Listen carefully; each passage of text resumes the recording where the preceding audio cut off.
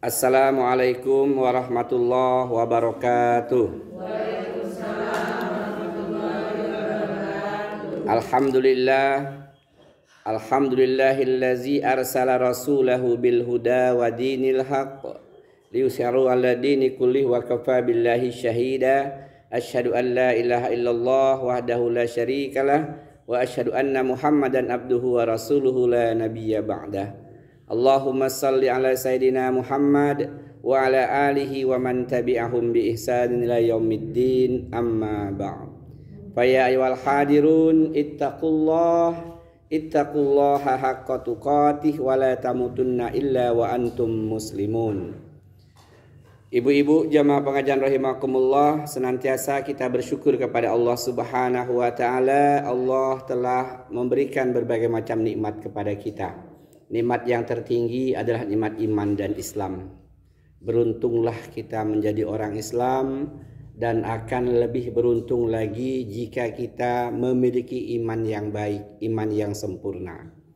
Kemudian salawat dan salam semoga senantiasa tercurahkan kepada teladan terbaik kita, Nabi Muhammad sallallahu alaihi wasallam.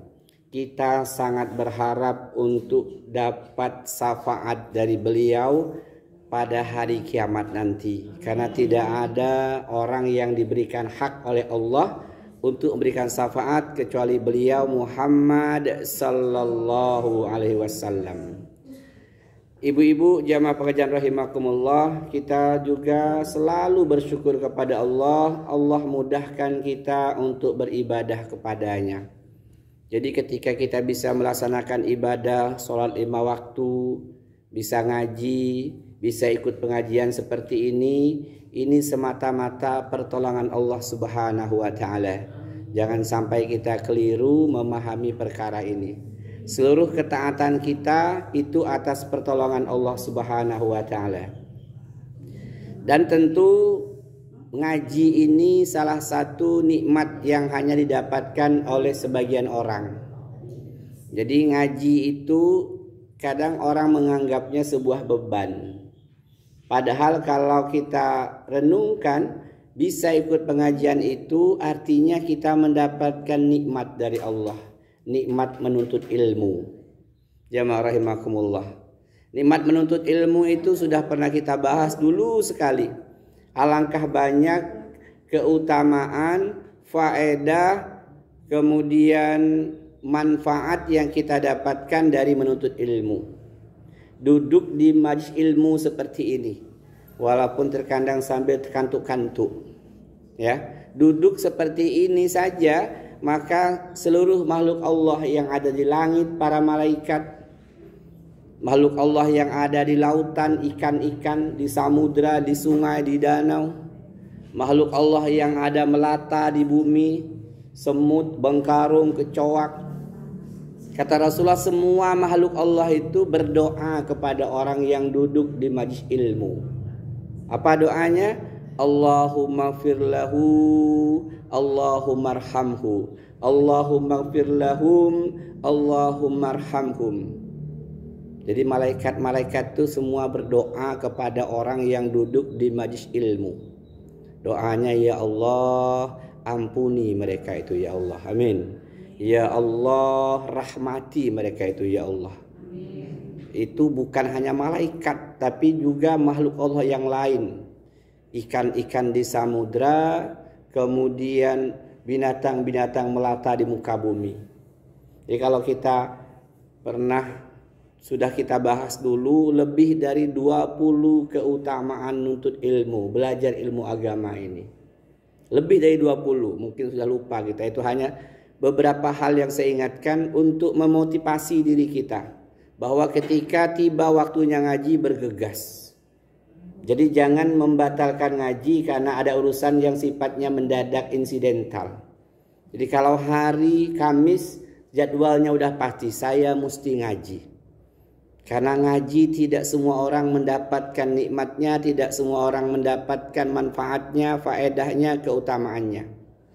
Berangkat dari rumah tadi, niat karena Allah hadir ke sini, bukan nggak enak sama Bu Ketua, bukan nggak enak sama teman, bukan karena pamer baju baru, jilbab baru, mukena baru, tapi niat karena Allah. Bismillahi tawakkaltu 'ala Allah la haula wala quwata illa billah. Berangkat kaki kanannya, setiap langkah Allah hapuskan dosa-dosa kita. Kaki kirinya Allah tinggikan derajat kita di hadapan Allah. Dan kita ketika berangkat untuk ilmu itu pahalanya sama seperti orang yang jihad fi sabilillah. Dalilnya, man kharaja min baiti fi talabil ilmi fahuwa fi sabilillah hatta yarji. Sabda Nabi SAW, barang siapa yang keluar dari rumahnya, keluar ini bukan mau belanja, bukan mau shopping, bukan mau kondangan, tapi keluar ini fi talabil ilmi, dalam rangka belajar ilmu agama, mempelajari ilmu agama ini, bahwa fi sabilillah. Bahwa fi sabilillah itu maksudnya persis sama seperti orang yang jihad fi sabilillah, hatta yarji, sampai kita pulang kembali ke rumah kita. Kalau kita mampir dulu tempat kawan, sampai situlah jihad fi sabilillahnya. Maka jamaah rahimakumullah, semoga kita mendapatkan pahala jihad itu. Amin. Nah, ini saya ingatkan untuk motivasi kita. Jadi ini pekerjaan jihad berat, maka pesertanya sedikit, enggak banyak. Beda kalau organ tunggal, rame, karena itu bukan jihad fisabilillah. Nah, ini kita tanamkan terus bagaimana Allah dan Rasulnya memberikan berbagai macam keutamaan, kemuliaan bagi orang yang duduk, yang datang ke majelis ilmu. Jamaah rahimakumullah, kali ini kita akan bahas tentang sesuatu yang ada dalam tubuh kita, yang tidak terlihat, tersembunyi, tapi dia menentukan seluruh aktivitas kehidupan kita, yaitu tentang hati kita. Jadi judulnya saya beri menata hati. Kalau ibu-ibu biasa nata rumah tangga, masang perabot Gucci di sini, ya, Tupperware di sini, jemuran di sini, lemari di sini, TV sebelah sini, itu dalam urusan rumah tangga. Nah, dalam urusan kehidupan pribadi kita ada sesuatu yang harus kita tata, kita kelola dengan baik.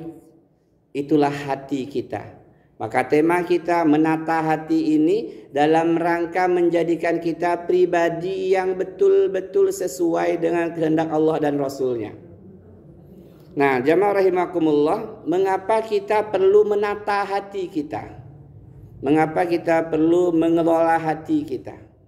Yang pertama, karena hati itu organ yang paling istimewa.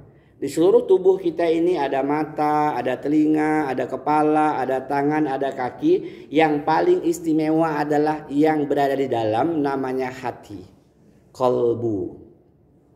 Nah, jamaah rahimakumullah, apa yang mendasari dia merupakan sesuatu yang paling istimewa?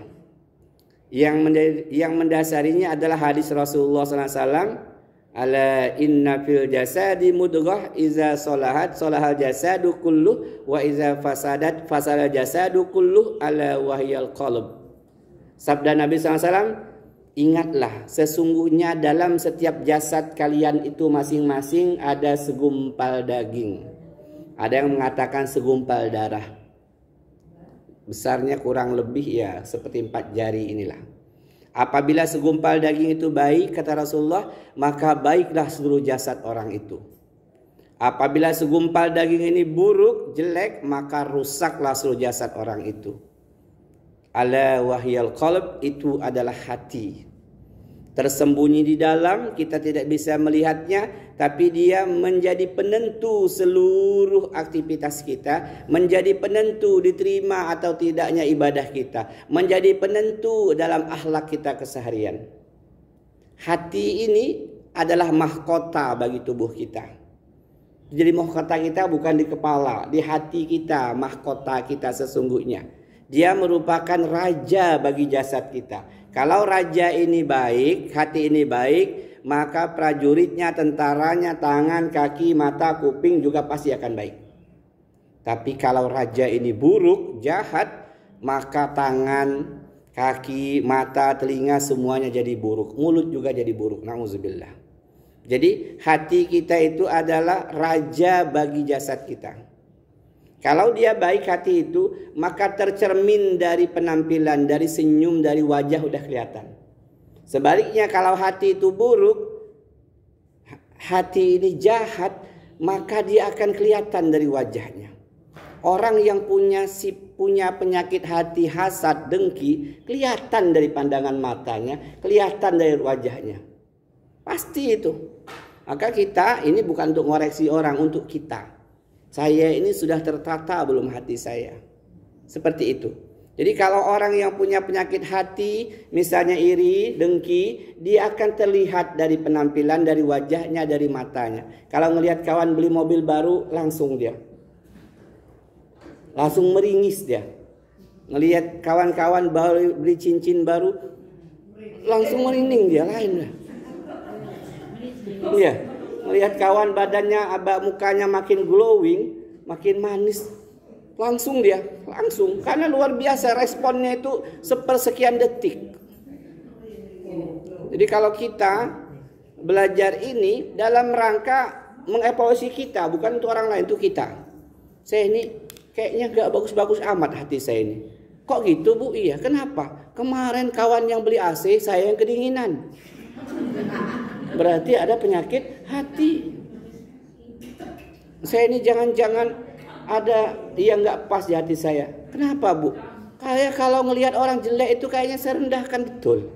Lihat orang mukanya jerawatnya segede kerikil-kerikil, heran saya. Berarti saya ini ada penyakit sombongnya.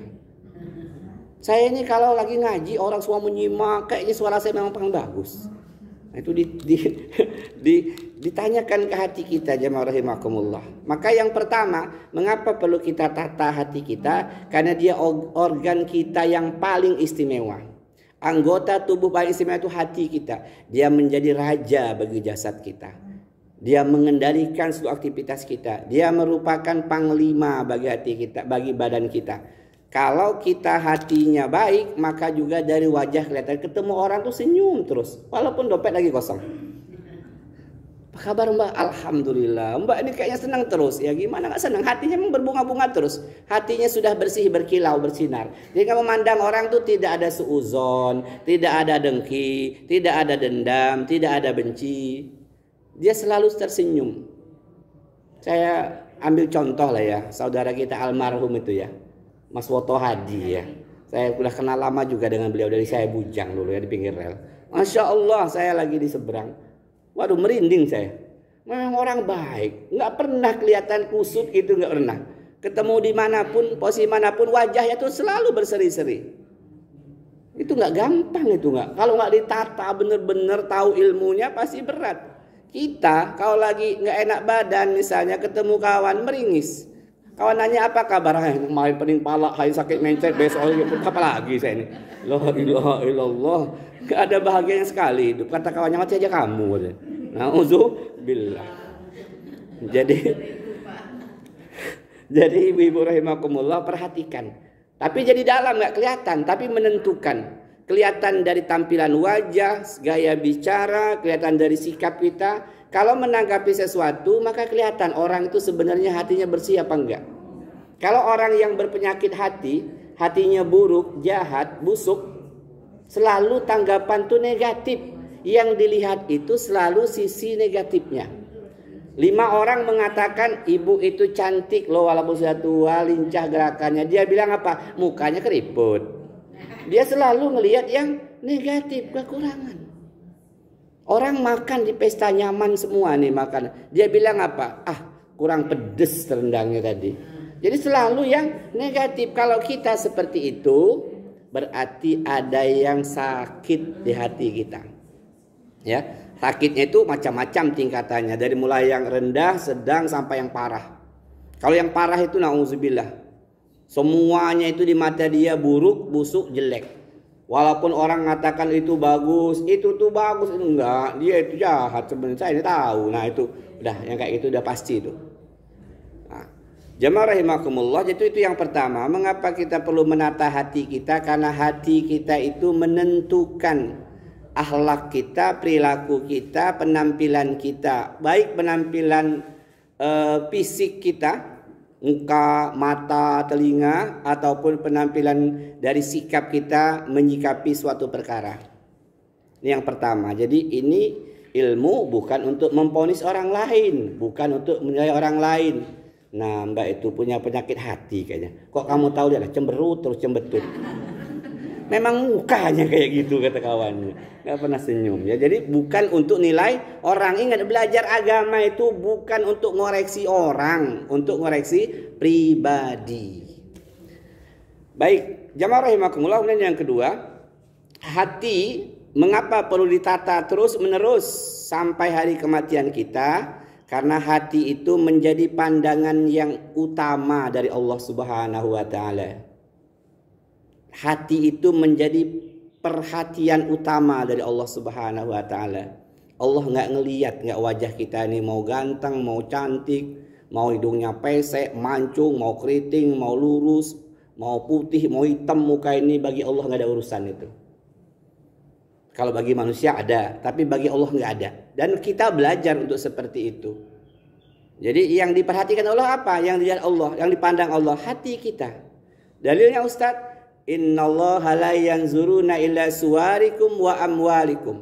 Sesungguhnya Allah sama sekali tidak pernah memperhatikan, memandang pada wajahmu, penampilanmu, postur tubuhmu, dan tidak pernah memandang pada hartamu. Mau kaya, mau miskin, mau pejabat, mau melarat, bagi Allah enggak dipandang.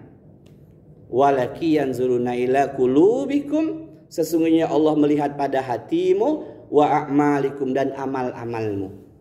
Ini hadis sahih ini dari perkataan Rasulullah SAW bahwa hati itu menjadi perhatian utama Allah. Allah nggak ngelihat kita ini pendek, pesek, hitam, keriting, hidup. Bagi Allah nggak ada. Ini hanya casing dunia. Muka kita, wajah kita, body ini nggak lama makainya. Body ini makainya hanya sebatas umur kita. Umur 60 mati, batas itulah body kepake. Casing ini. Tapi yang di hati itu kepake terus menerus untuk sampai negeri akhirat kita. Kalau kita menyadari ini, maka kita nggak akan sedih walaupun kita merasa pendek dibanding kawan-kawan. Walaupun kita pesek, tiap ngaca makin pesek kayak saya ini. Lihat kawan, mancung betul dia tuh ya. Biasa aja, ini hanya casing dunia, body dunia, postur dunia, dan Allah nggak lihat, nggak nilai itu. Nggak nilai, yang Allah nilai apa yang berkecamuk, yang terbersit di hati kita, yang terpendam di hati kita. Itu yang Allah nilai, dan amal-amal kita. Nggak cukup hanya hati, ada amal juga. Kenapa? Ada orang yang ketika salah memahami perkara ini, dia bilang nggak usah ngaji-ngaji, yang penting hati baik. Itu salah.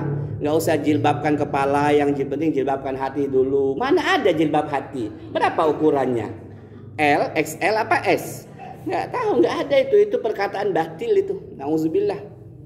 Ya, kita tetap memperbaiki diri kita walaupun dosa ya masih juga belum bisa ditinggalkan misalnya. Tapi penampilan tetap kita usahakan sesuai dengan syariat agama kita. Nah, jamaah rahimakumullah. Jadi ketika memahami yang dilihat Allah, yang dipandang Allah itu adalah hati dan perbuatan kita, sementara jasad, harta, pangkat, kedudukan itu nggak ada apa-apanya, nggak dilihat Allah sama sekali. Akhirnya apa yang kita dapatkan? Kita ketemu orang kaya biasa aja. Nggak takjub, nggak nunduk-nunduk sampai tersungkur. Biasa aja. Ngeliat orang beli Pajero, biasa aja. Lihat orang bangun rumah 2 tingkat, biasa aja. Ngeliat kawan makan makin glowing mukanya, perawatan, biasa aja. Nggak perlu iri, nggak perlu dengki, nggak perlu takjub, nggak perlu wow gila. Cantik bener. Biasa aja. Nanti yang cantik-cantik itu tiba hari kematian, ulet dalam tanah paling demen. Ini dia katanya. Ini dia. Kalau kita nggak paham masalah ini, terkadang ngelihat orang lebih bagus, lebih cantik, lebih tinggi, minder. Nggak mau bergaul, diem di dapur di rumah. Mau liatin sambal terasi. Ngapa malu saya ketemu orang. Nah, ini. Jadi jamaah rahimakumullah. Ketika memahami tentang menata hati pada poin kedua ini, kita juga tidak akan terlalu terperangah dengan orang berpangkat, berkedudukan tinggi, punya jabatan. Kita nggak takjub karena ada manusia yang kalau nyerita tetangganya, nyerita keluarganya yang hebat berapi-api. Kamu tahu nggak? Paman saya itu jenderal loh. Iya tuh, wow jenderal. Ngapain? Mau jenderal, mau letnan, mau kapten, mau kaya, itu hanya perhiasan dunia, itu hanya casing dunia. Dan Allah nggak lihat itu semua. Allah nggak lihat itu semua. Ada orang yang maaf, kalau dia ngadakan pesta hajatan, bangga betul kalau datang itu pejabat. Sampai tersungkur-sungkur dia nyiapin kursinya. Ngapain? Sampai dicium tangan bolak-balik. Ngapain? Takjub dengan dunia. Nah ini pahami saudari-saudari rahimakumullah. Allah nggak pernah lihat tampilan, nggak pernah lihat harta, pangkat, bukan jabatan. Yang lihat Allah hati dan amal-amal kita. Maka senantiasa ditata hati ini. Nanti kita lihat bagaimana menata hati supaya senantiasa dalam pandangan Allah itu mulia hati kita. Baik, jamaah rahimakumullah. Kemudian yang ketiga, mengapa kita harus tata hati kita? Yang ketiga, karena hati adalah organ pertama yang terdampak dari dosa-dosa kita. Kalau kita buat maksiat, yang terdampak bukan muka. Ya, bukan kepala, bukan tangan, bukan kaki. Kalau kita buat dosa sekecil apapun dosa itu, maka yang langsung berdampak, langsung tercemar, terpolusi adalah hati. Maka kita nggak lihat. Maka kita lihat orang yang maksiat tiap hari kok makin ganteng aja ya. Kok makin cantik aja ya. Si A misalnya selingkuh, minuman keras, korupsi, kok makin bagus aja tampil makin keren. Memang nggak ada pengaruh pada postur luar ini, nggak ada. Yang berpengaruh, yang terdampak dari dosa dan maksiat adalah hati. Bagaimana pengaruhnya? Apakah hatinya sakit, rusak, masuk rumah sakit? Bukan. Nah, kita lihat apa yang disampaikan Rasulullah SAW. Innal abda iza akhta'a khati'atan nukitat fi qalbi nuktah sauda'u. Jika seseorang hamba melakukan satu dosa maksiat sekecil apapun, niscaya akan ditorehkan di hatinya satu noda hitam. Jadi kalau misalnya ini hati kita buat dosanya sih nggak gede-gede amat, kecil lah ukurannya ya. Nonton TV, iklan susu elemen, ya kan ya. Laki-laki sispek, ya kan ya. Ibu langsung ngences, mantap gitu.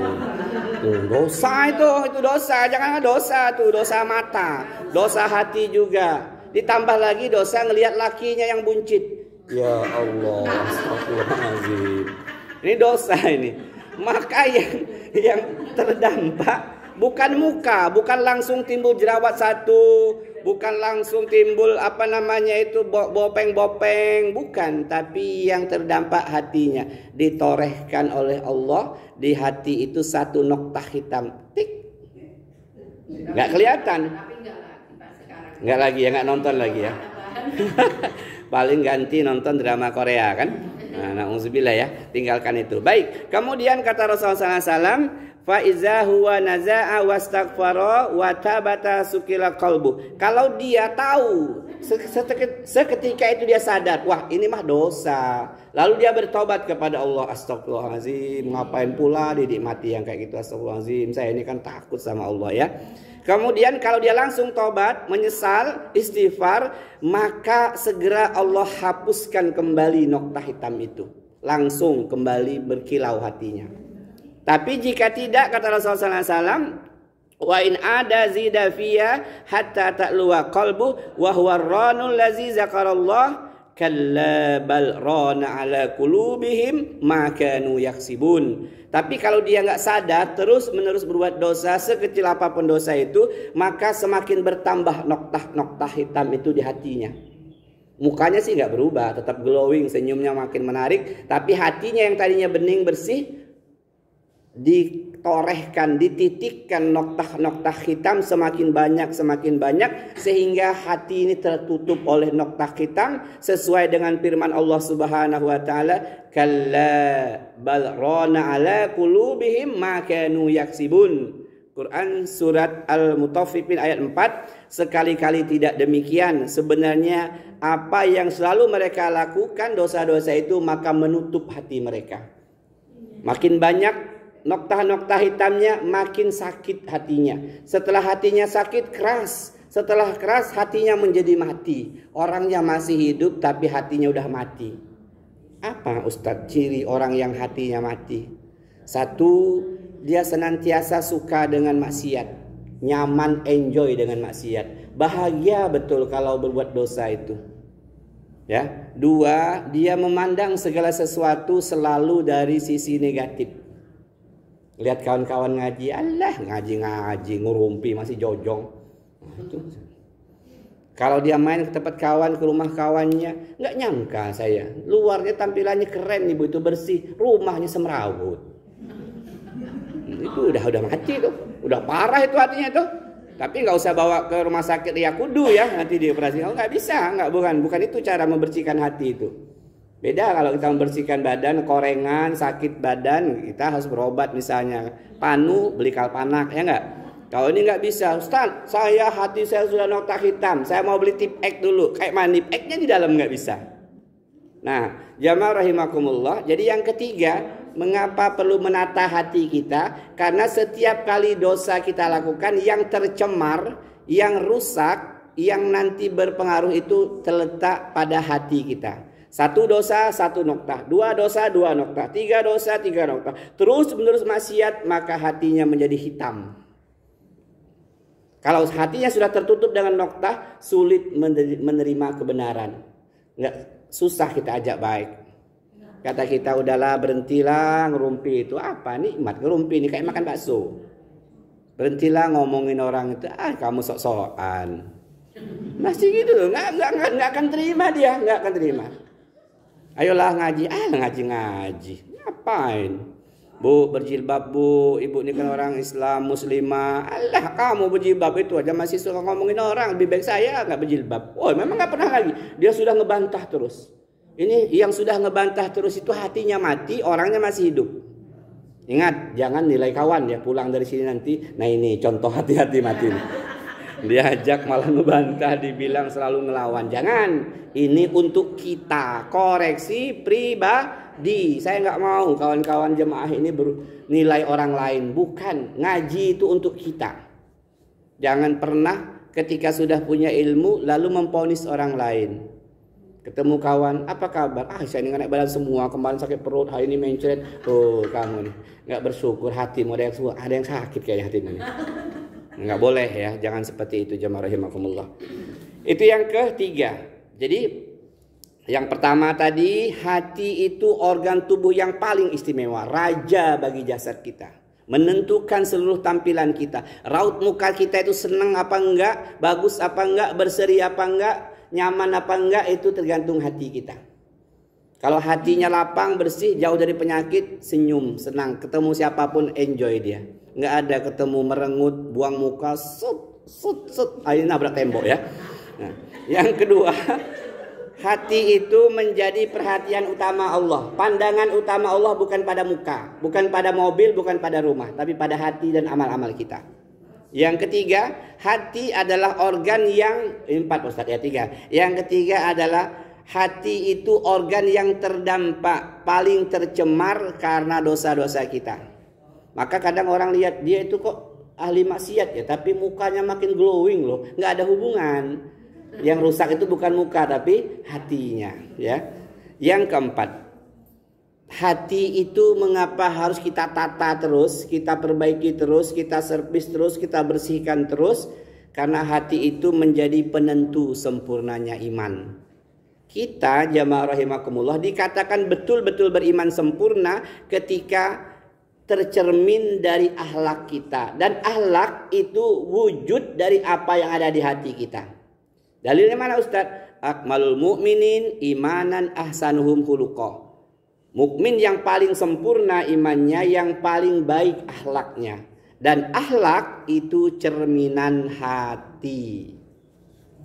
Saya ulangi, akhlak cerminan hati. Apa yang ada di hati, itulah yang keluar dalam akhlak keseharian. Ustadz, tapi ada orang yang kayaknya bersandiwara, nggak akan lama sandiwara itu. Kalau orang hatinya sakit, hatinya busuk, walaupun dia bermanis-manis nggak akan tahan lama. ujung-ujungnya kebongkar juga, ya. Nah, kelihatannya dia kok kayaknya ramah, sopan, tapi nanti ketahuan kalau bukan berasal dari dalam hatinya. Tapi kalau betul-betul dalam hatinya, ramah itu ke semua orang dan berlangsung terus-menerus. Dia tidak bersandiwara. Kalau orang bersandiwara pasti nggak akan lama. Sandiwara kan paling lama sejam setengah, tutur nular, ya nggak? Ujung-ujungnya selesai kan, ketahuan aslinya. Nah, saudari-saudari rahimakumullah, jadi akhlak kita, kelakuan kesan kita itu cermin dari hati kita. Maka jangan pernah percaya pada kalimat, pada ungkapan yang mengatakan dia itu sebenarnya hatinya baik, mulutnya aja yang judes. Itu bohong. Kalau mulutnya judes, udah pasti hatinya juga nggak baik. Ada kan yang seperti itu? Dia itu baik sebenarnya, hanya mulutnya aja yang kasar. Mana ada dalam Islam seperti itu? Nggak ada itu. Nggak ada. Kenapa? Karena mungkin satu dia bersandiwara. Ya kan ya? Untuk menutupi hatinya yang busuk. Sehingga dia seolah-olah bagus. Jadi nggak ada istilah tadi dia itu sebenarnya baik orangnya, cuma mulutnya judes. Enggak, kalau mulut judes berarti hatinya juga sebenarnya judes. Hatinya pasti ada penyakit, nggak mungkin. Jadi jangan sampai kita termakan dengan propaganda, dengan semboyan seperti tadi. Dia itu baik, woi. Hanya ininya aja, mulutnya aja yang kasar, ngomong kotor, tapi dia baik kok, sering nolong orang. Nggak ada hubungan, bro. Dia mulutnya kasar, kotor, omongannya pasti hatinya buruk. Kok dia bisa baik? Itu hanya sandiwara dan nggak akan berlangsung lama. Nanti akan ketahuan sifat aslinya. Jamaah rahimakumullah. Maka yang keempat ini, apa yang ada di hati itulah yang keluar dalam akhlak perbuatan. Kata para ulama, hati itu bagaikan teko ceret. Tahu kan teko ya? Kalau ceret ini isinya kopi, maka dituang yang keluar juga kopi. Isinya susu, ya susu. Isinya teh, ya teh. Nah, hati diibaratkan sebagai ceret. Yang keluar adalah perbuatan. Yang keluar adalah perbuatan. Jadi kalau hatinya itu bagus, akhlaknya juga akan bagus. Kesan bicaranya, pandangan matanya, sikapnya, gayanya nyaman. Nggak mungkin ceret itu isinya kopi, dituang keluar susu. Pasti laris ceret itu, ya nggak? Saya mau beli ceret itulah Pak, kenapa? Bikin kopi jadi susu. Nggak mungkin. Nah, jamaah rahimakumullah, itu yang keempat. Sadarilah, pahamilah bahwa hati menjadi penentu sempurnanya iman kita. Iman kita betul-betul sempurna di hadapan Allah, tercermin dari akhlak kita, dan akhlak itu merupakan buah yang ada di dalam hati kita. Baik, yang kelima, yang terakhir, masih banyak, saya ambil 5 aja. Hati yang kelima, mengapa harus ditata terus-menerus, dibersihkan, dirawat, dijaga? Karena hati menjadi penentu keselamatan pada hari kiamat. Di dunia kita berbangga dengan harta, berbangga dengan anak keturunan, anak cucu cicit. Berapa anaknya? 7. Wah, 3 dokter, 4 tentara. Mantap, hebat betul anakmu. Saya gitu loh. Tapi nanti ingat, di negeri akhirat, di hari kiamat, kata Allah, firman Allah, yauma la yanfa'u malu wala banun illa man atallaha biqalbin salim. Pada hari nanti di negeri akhirat tidak ada guna-gunanya hartamu dan anak-anak yang dulu kamu banggakan di dunia. Lihatlah jamaah rahimakumullah. Orang kalau ketemu teman pasti pertanyaannya, teman lama, anakmu berapa? 4. Yang tua polisi, nomor 2 tentara, nomor 3 dokter, nomor 4 bidan. Alangkah hebatnya kamu ini. Aku gitu loh. Bangga tuh. Anakmu di mana kerja? BUMN. Di PT Telkom. Wah, hebat betul. Anakmu di mana kerja? PNS. Wah, mantap. Bangga-bangga di dunia. Tapi ingat, tiba suatu masa nanti di negeri akhirat, apa kata Allah? Yauma la yanfa'u malu wala banun illa man atallaha biqalbin salim. Pada hari nanti, di hari kiamat, enggak ada guna-gunanya hartamu, anak-anakmu yang dulu kamu banggakan, kecuali hatimu yang menghadap Allah dalam keadaan bersih, bersinar, qalbun salim. As-Su'ara ayat 88 dan 89 itu dalilnya. Salah satunya ya, kita ambil salah satunya. Bagaimana kita akan selamat di hadapan Allah ketika kita berhadapan dengan Allah, datang menghadap Allah dengan hati yang bersih, bersinar, bercahaya. Yang seperti apa itu? Hati yang bersih dari kesyirikan, hati yang bersih dari dengki, dari dendam kesumat, dari kebencian, hati yang mencintai orang-orang beriman sama seperti mencintai diri kita. La yu'minu ahadukum hatta yuhibbu li ahi ma yuhibbu li nafsi. Kata Rasulullah, tidak sempurna iman seseorang sebelum dia mencintai saudaranya seperti dia mencintai dirinya sendiri. Jadi kalau kita ngelihat kawan kita belum ngaji, kita sedih, ya Allah, mudah-mudahan dia mau ngaji, ya Allah. Bukan kita bilangin, wah memang dasar calon neraka. Enggak. Kalau kita ngelihat orang lain itu dalam keadaan maksiat, kita sedih, ya Allah, gimana nyelamatin dia. Bukan kita malah senang meninggikan diri kita, merendahkan orang. Na'udzubillah, berarti hati dia nggak bersih. Jadi kalau ngelihat orang susah, langsung muncul empati. Ngelihat tetangga susah, ya Allah kayaknya susah, suaminya nggak ada kerjaan, penghasilan nggak ada, antar beras, antar sembako. Semuanya untuk kebaikan negeri akhirat, supaya bukti kita berhati bersih terlihat dari amal kita. Jamaah rahimakumullah, itulah 5 hal mengapa kita perlu menata hati kita, merawat hati kita. Dia di dalam letaknya. Ngerawatnya beda dengan ngerawat wajah. Kalau ngerawat wajah ke salon, ya, medikur, pedikur, kurkur. Ngerawat kuku beda. Ngerawat hati ini lain caranya. 5 hal yang kita harus pahami mengapa perlu dirawat, ditata, dijaga, dibersihkan. 1, dia organ tubuh yang paling istimewa.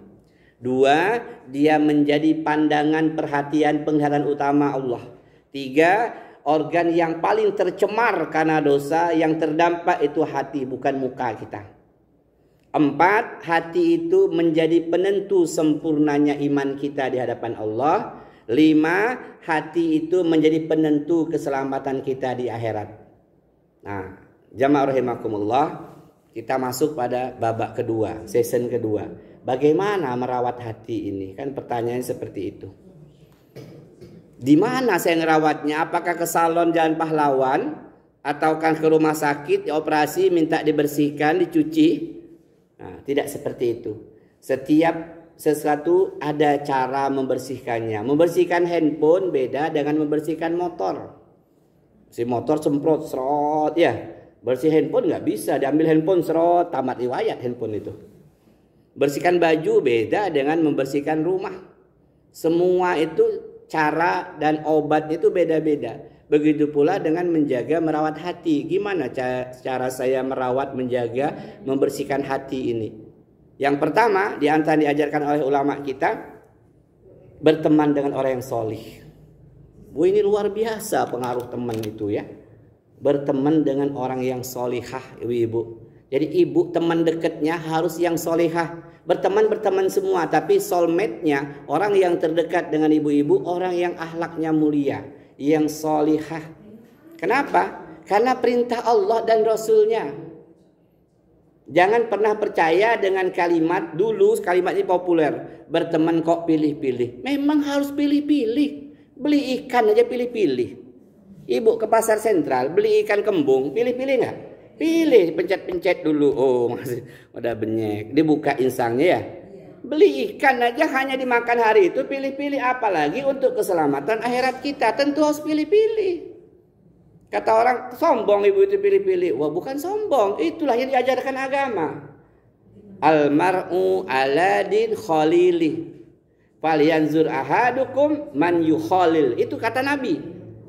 Agama seseorang, tabiat seseorang, kelakuan seseorang tergantung dengan agama, tabiat temannya. Maka perhatikanlah dengan siapa kamu berteman. Maka pilihlah dengan siapa kamu berteman dekat. Yang lain tetap berteman, tapi ada batasan.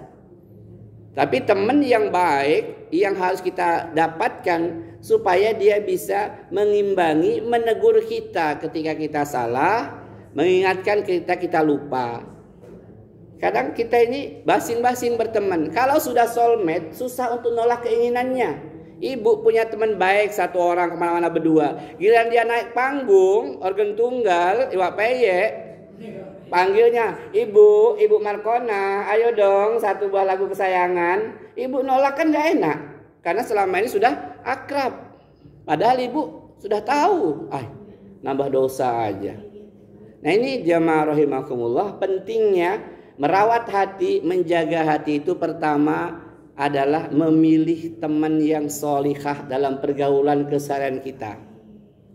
Bukan berarti menafikan yang lain, tapi yang lain itu terbatas. Istilah para ulama itu ada ring satu yang paling dekat, saya curhatnya sama dia, minta tolong terdekat sama dia, ada apa-apa saya ngomong sama dia.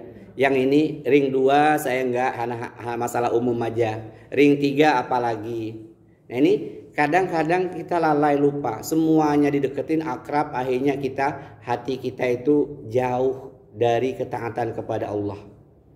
Jadi akhirnya menganggap, kamu masa sih nggak mau, kami gitu semua, kok udahlah ikut-ikut aja. Nah mulai kita kan ragu-ragu, akhirnya ya ikut. Kenapa? Karena teman kita nggak kita seleksi, nggak selektif dalam berteman. Nah jamaah rahimakumullah, itu yang pertama. Yang kedua, merawat dan menjaga hati kita adalah ini yang kita lakukan hari ini nih. Duduk di majelis ilmu.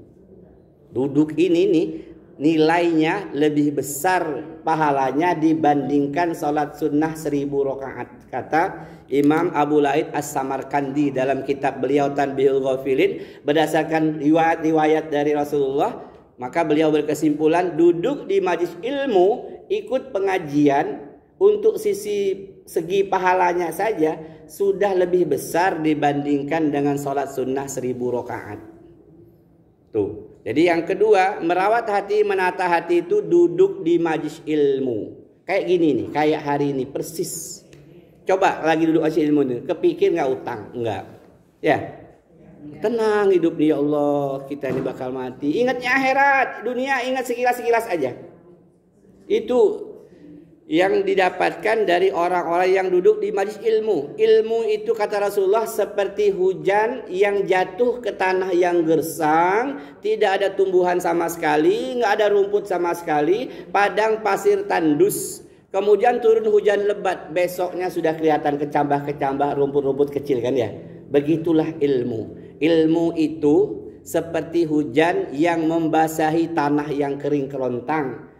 Ilmu itu membersihkan hati kita yang tadinya hatinya kasar, keras, kaku, pelan-pelan lembut. Dari majelis ilmu itulah dia bisa menata hatinya, menjaga hatinya, merawat hatinya. Yang tadinya ada penyakit-penyakit hati mulai dikikis pelan-pelan. Oh ini nggak boleh, ini ujub, ini sombong, ini dengki, ini rakus, ini pelit. Diganti hatinya dengan sifat-sifat sabar, qanaah, ikhlas, ya, dermawan. Dari majelis ilmu itulah. Maka yang kedua, menata hati itu tempatnya di majelis ilmu. Duduklah seperti ini mendengarkan kajian. Ngantuk-ngantuk dikit nggak apa-apa, namanya manusia. Asal jangan tidur beneran ya. Kita udah pulang semua aja ketinggalan. Mak kok baru pulang? Mak tadi tidur, kawan-kawan gak bangunin. Baik jamaah rahimakumullah.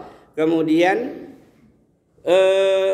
yang ketiga, cara menata, merawat, menjaga, membersihkan hati itu yakni membaca dan mentadaburi Al-Quran. Nah kita kan biasanya kalau waktu senggang, waktu panjang baca Quran kan ya.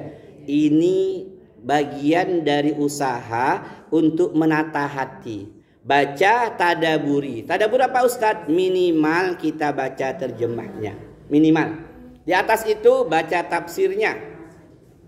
Ya. Bismillahirrahmanirrahim. Dengan nama Allah yang Maha Pengasih lagi Maha Penyayang. Ya Allah, Allah ini ngasih kepada semua orang. Mau dia beriman, mau dia nggak beriman, pasti Allah kasih semua. Mau dia rajin sholat, nggak rajin sholat, Allah kasih semua dunia ini. Allah memang maha pengasih. Orang Islam Allah kasih dunia, orang di luar Islam Allah kasih dunia. Orang Islam Allah kasih rumah, orang non Islam Allah kasih rumah, dikasih semua. Tapi kalimat keduanya, Allah maha penyayang. Orang Islam dikasih kasih sayang untuk supaya selamat di akhirat. Orang non Islam enggak dikasih itu, dia enggak selamat di akhirat. Itu bedanya. Jadi memahami hal itu, satu kalimat saja, Bismillahirrahmanirrahim, kita tadaburi, kita baca, kita lihat artinya, terjemahannya, lalu kita baca tafsirnya. Masya Allah, kita nggak kaget, kita nggak heran dengan orang-orang kafir kaya-kaya, biasa-biasa aja. Dalam hati kita, Allah mah ngasih semua. Allah ngasih dunia ini harta, pangkat, kedudukan, jabatan, rumah, mobil. Bukan karena ketaatan, bukan sama sekali. Bukan karena keimanan, nggak ada hubungan bro. Nggak ada hubungan, jangan sampai keliru, jangan sampai punya keyakinan wajarlah Bu Hajah itu kaya. Bu Hajah kan puasa Senin Kamis, tahajud tiap malam, nggak ada hubungan itu. Kalau Allah ngasih harta dunia karena ketaatan, jelas orang yang nggak taat itu melarat semua hidupnya, ya kan ya? Ternyata yang malas-malas ibadah itu juga makin kaya. Jadi atas dasar apa Ustadz Allah ngasih dunia, ngasih rezeki, ngasih harta dunia ini kepada manusia? Atas kehendak Allah. Innallaha yabsutur rizqa liman yasha'u wa yaqdir.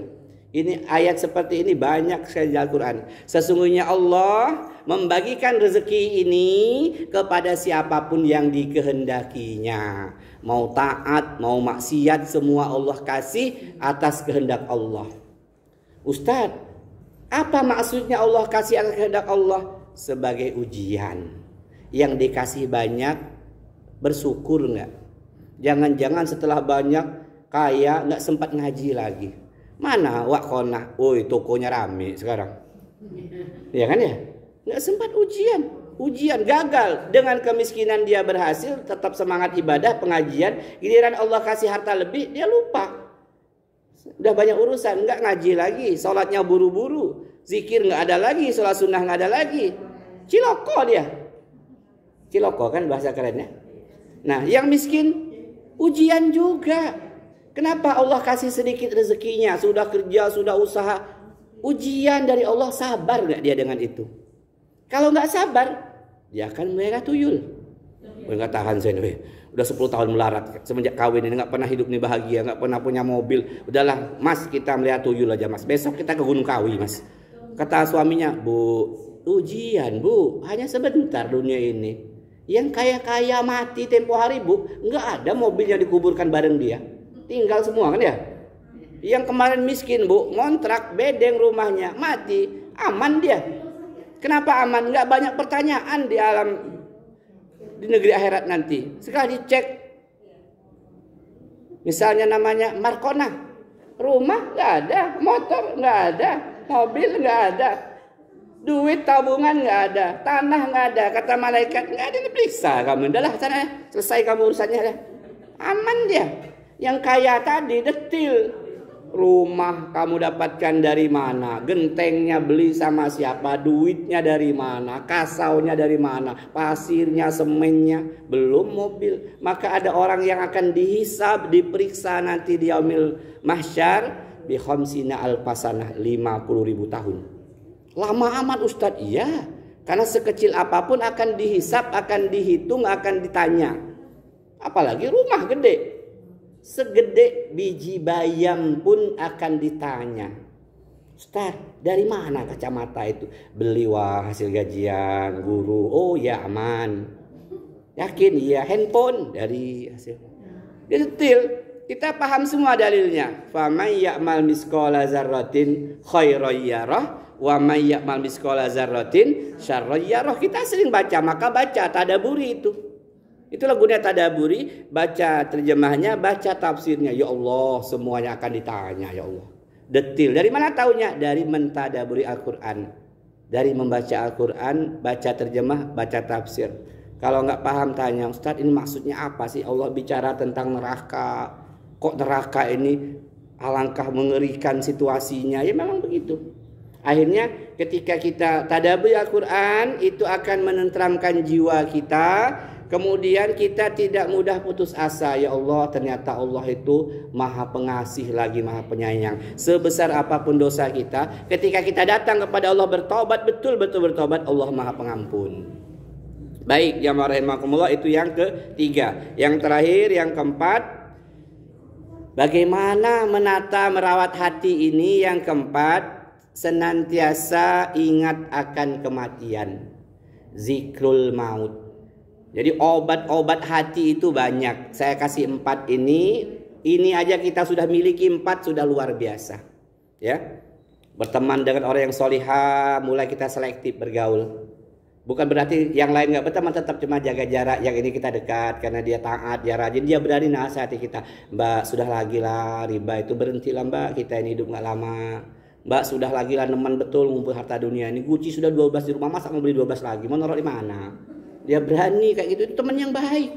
Enak mbak beli beras bagikan ke tetangga yang susah itu, mbak, itu teman yang baik. Ya, yang ketiga, mentadabbari Quran, baca terjemah, baca tafsir. Yang keempat terakhir, zikrul maut, ingat akan kematian. Kata Nabi, aksiru zikra hazimil lazati ya'nul maut. Banyak-banyaklah kalian mengingat pemutus kelezatan dunia. Sering-seringlah kalian mengingat perusak kenikmatan dunia, yakni al-maut, yaitu kematian. Banyak ingat mati itu, Bu, luar biasa dampaknya bagi hati kita. Orang yang banyak ingat mati itu, satu, senantiasa dia takut berbuat dosa. Karena kematian itu mengikuti kemanapun kita pergi. Ada berapa macam Ustadz penyebab kematian kita? 99 macam. Dalilnya, musila banu Adam wa ila janbi tis'atu wa tis'una maniyah in ahta'athul manaya wa qa'afil haram. Kata Nabi SAW, diciptakan di sisi anak cucu Adam yang mengikuti kemanapun dia pergi 99 ancaman penyebab kematiannya. Darah tinggi, stroke, angin duduk, kena corona, tabrak kereta, tabrak mobil, ya 99 macam untuk menggambarkan alangkah banyak perantara kematian saya. Id ahta'athul manaya, kata Nabi, kalau kamu lolos dari 99 ancaman itu, kamu akan sampai kepada yang ke-100 penyempurna. Apa itu? Waqa'a fil haram, kamu tua, renta, mati. Sakit apa mbah itu kemarin? Memang sudah tua. Ada kan ya? Itu finalnya yang ke-100. Maka banyak-banyak ingat mati, jamaah rahimakumullah. Cara keempat, bagian keempat untuk menata hati kita. Demikian kajian kita pada hari ini. Sebentar lagi asar. Lebih kurang mohon maaf. Ingat, ilmu ini bukan untuk memponis, mengoreksi orang lain, untuk ngoreksi diri pribadi, ya. Lebih kurang mohon maaf, kepada Allah mohon ampun. Astagfirullahalazim. Wassalamualaikum warahmatullahi wabarakatuh.